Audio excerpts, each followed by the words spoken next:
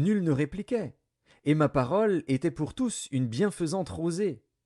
Ils comptaient sur moi comme sur la pluie, ils ouvraient la bouche comme pour une pluie du printemps. Je leur souriais quand ils perdaient courage, et l'on ne pouvait chasser la sérénité de mon front.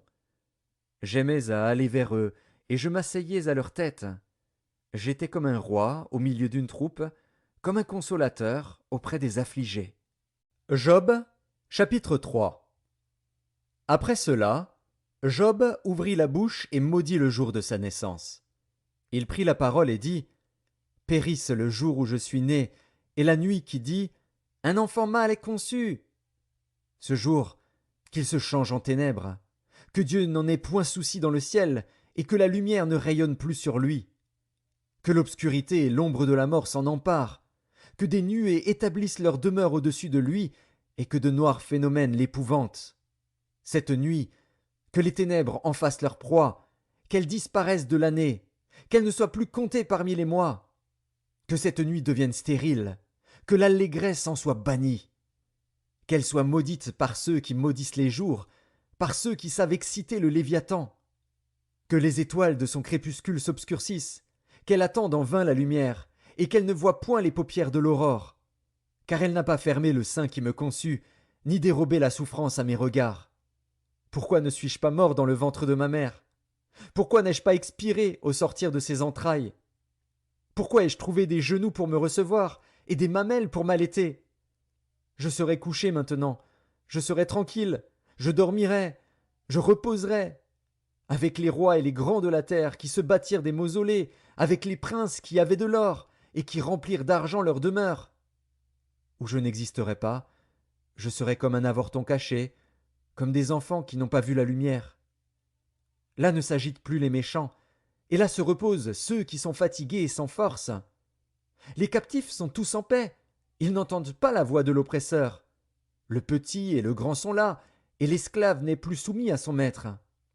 Pourquoi donne-t-il la lumière à celui qui souffre, et la vie à ceux qui ont l'amertume dans l'âme, qui espèrent en vain la mort, et qui la convoitent plus qu'un trésor, qui seraient transportés de joie et saisis d'allégresse s'ils trouvaient le tombeau? À l'homme qui ne sait où aller, et que Dieu cerne de toutes parts? Mes soupirs sont ma nourriture, et mes cris se répandent comme l'eau. Ce que je crains, c'est ce qui m'arrive. Ce que je redoute, c'est ce qui m'atteint. Je n'ai ni tranquillité, ni paix, ni repos, et le trouble s'est emparé de moi. Job, chapitre 30. Et maintenant, je suis la risée de plus jeunes que moi, de ceux dont je dédaignais de mettre les pères parmi les chiens de mon troupeau. Mais à quoi me servirait la force de leurs mains? Ils sont incapables d'atteindre la vieillesse. Desséchés par la misère et la faim, ils fuient dans les lieux arides, depuis longtemps abandonnés et déserts. Ils arrachent près des arbrisseaux les herbes sauvages, et ils n'ont pour pain que la racine des genêts. On les chasse du milieu des hommes, on crie après eux comme après des voleurs. Ils habitent dans d'affreuses vallées, dans les cavernes de la terre et dans les rochers. Ils hurlent parmi les buissons, ils se rassemblent sous les ronces. Êtres vils et méprisés, on les repousse du pays. Et maintenant, je suis l'objet de leurs chansons, je suis en butte à leurs propos. Ils ont horreur de moi, ils se détournent, ils me crachent au visage. Ils n'ont plus de retenue et ils m'humilient, ils rejettent tout frein devant moi. Ces misérables se lèvent à ma droite et me poussent les pieds, ils se frayent contre moi des sentiers pour ma ruine. Ils détruisent mon propre sentier et travaillent à ma perte, eux à qui personne ne viendrait en aide. Ils arrivent comme par une large brèche, ils se précipitent sous les craquements. Les terreurs m'assiègent. Ma gloire est emportée comme par le vent, mon bonheur a passé comme un nuage. Et maintenant, mon âme s'épanche en mon sein, les jours de la souffrance m'ont saisi. La nuit me perce et m'arrache les os. La douleur qui me ronge ne se donne aucun repos. Par la violence du mal, mon vêtement perd sa forme. Il se colle à mon corps comme ma tunique. Dieu m'a jeté dans la boue, et je ressemble à la poussière et à la cendre. Je crie vers toi, et tu ne me réponds pas. Je me tiens debout, et tu me lances ton regard. Tu deviens cruel contre moi. Tu me combats avec la force de ta main. Tu me soulèves, tu me fais voler au-dessus du vent, et tu m'anéantis au bruit de la tempête. Car, je le sais, tu me mènes à la mort, au rendez-vous de tous les vivants. Mais celui qui va périr n'étend-il pas les mains? Celui qui est dans le malheur n'implore-t-il pas du secours? N'avais-je pas des larmes pour l'infortuné? Mon cœur n'avait-il pas pitié de l'indigent? J'attendais le bonheur, et le malheur est arrivé.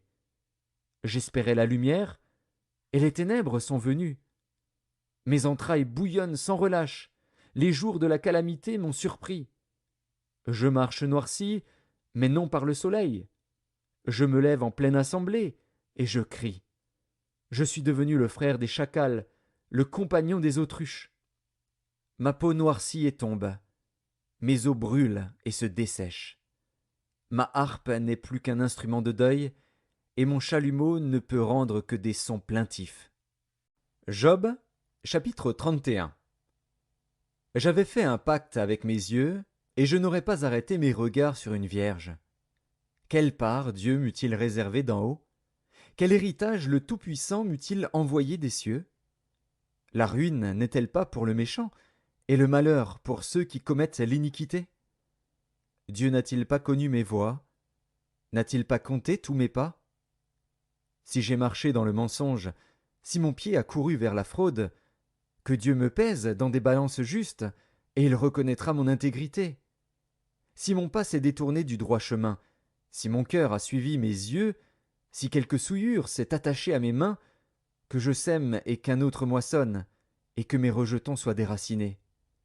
Si mon cœur a été séduit par une femme, si j'ai fait le guet à la porte de mon prochain, que ma femme tourne la meule pour un autre, et que d'autres la déshonorent. Car c'est un crime, un forfait que punissent les juges. C'est un feu qui dévore jusqu'à la ruine, et qui aurait détruit toute ma richesse. Si j'ai méprisé le droit de mon serviteur ou de ma servante, lorsqu'ils étaient en contestation avec moi, qu'ai-je à faire quand Dieu se lève? Qu'ai-je à répondre quand il châtie? Celui qui m'a créé dans le ventre de ma mère ne l'a-t-il pas créé? Le même Dieu ne nous a-t-il pas formés dans le sein maternel?